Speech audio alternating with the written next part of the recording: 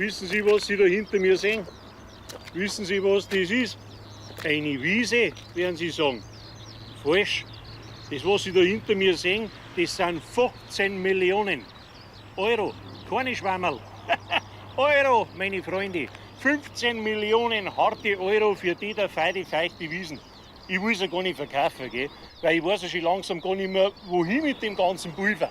Aber sie haben mir keine Ruhe gegeben, gell? Alle Nährer haben sie mir geboten, bis ich gesagt habe, jetzt hört's einmal auf, habe ich gesagt. Das ist ja unanständig viel Geld, gell? So viel ist ja dort so die Wiesen in 100 Jahren nicht wert. Oh nein. Früher habe ich eine Landwirtschaft gehabt, gell? Kleine Landwirtschaft. Was haben wir gehabt? 5 Kühe haben wir gehabt, eine Sau, ein paar Hähner, eine kleine Sache halt, gell? Was, eine kleine Sache? Ein Trägloch was? Im Haus drin haben wir einen gestampften Lehmboden haben wir gehabt. Die Hähner waren bei uns in der Stumme drin. Die Sau auch. Bei uns hat es gestunken. Bestialisch. Nicht? Und dann haben sie den Flughafen gebaut. Nicht? Dann haben wir ausgesiedelt worden. Nicht? Dann haben wir 8 Millionen haben wir gekriegt. Da haben uns wir einen Bombenhof haben wir uns da gebaut. Alles vom Allerfeinsten.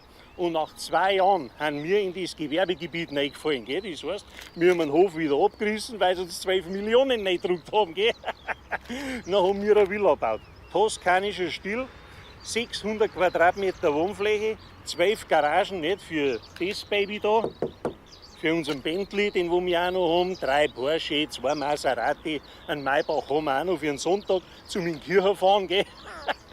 Aber in der haben wir schon lange nichts mehr. Gell? Weil da hätten wir gar keine Zeit, dass wir das ganze Pulver ausgeben. Und jetzt sind wir mit der Sau und Wiesen in die 3. Startbahn reingefallen. Und ich muss sagen, ich sage ja zur 3. Startbahn. Weil das muss ja jeder Depp muss das sehen, dass unserer armseligen Region nichts Besseres passieren hat können, als wir der Flughafen. Nicht wahr? Weil sonst dann wir heute noch hausen wie die Schweine, nicht? Und ausschauen wie die letzten Deppen. Ja gut, jetzt muss ich wieder weiter. Ich gehe heute noch in den Sugar Dance. Da ist Garstheim.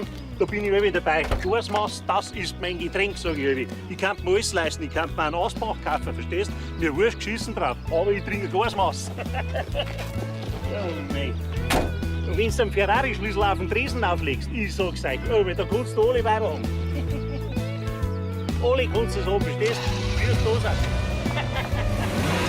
Servus. Alle kannst du sie haben.